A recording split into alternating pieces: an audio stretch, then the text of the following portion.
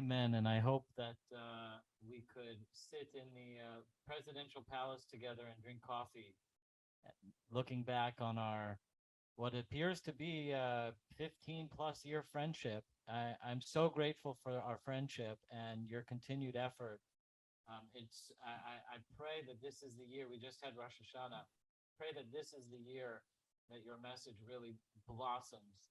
It is until the time of such holy and noble work that darkness rules, and it is at some time the darkness wanes, and it's messages like yours that will flourish and inspire the lives of millions. And I look forward to that.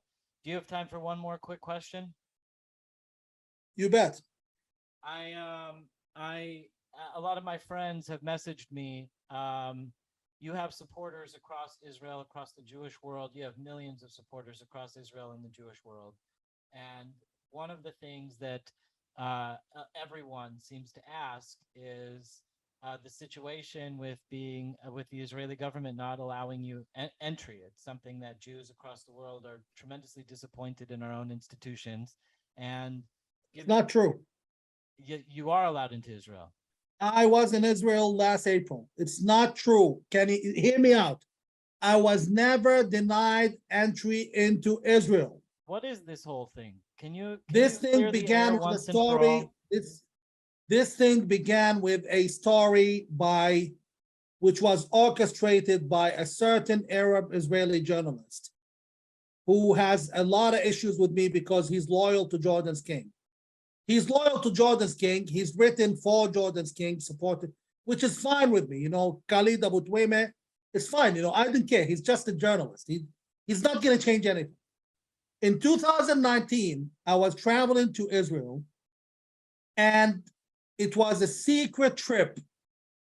I was being hosted by someone in the Israeli establishment who held a very senior job. I was his host. Wow. And the minute we arrived at the airport, I was notified that they got wind. Israeli intelligence is very strong. They got wind that, I can't give the details, someone in Jerusalem had known about my trip. And they even knew where I was staying. And I was questioned, telling me, did you tell somebody? And I explained to them that, I'm very secretive. I'm not new to the trade, to the intelligence world and security world. So this is the work of an agency. Wow. So for my own safety, I was told that, it's best for you that you don't stay in Jerusalem and actually you return home, because so when the Jerusalem Post, sadly, the Khalid Abu Tuwayme is very respected by the Jerusalem Post, and he has a lot of sway on them. I don't know what happened there. They got one statement from the Israeli Shem Bet, which they said for security reasons, Mudar Zahran had to leave. And then they had the title, Mudar Zahran barred from entering Israel. This is not true. I was in Israel last April, and I stayed inside the house of an Israeli general in northern Israel. And I will be visiting Israel for 3 weeks in February. And I would welcome anyone who's staying in Jerusalem to meet me by then. I'm kosher, I'm fine.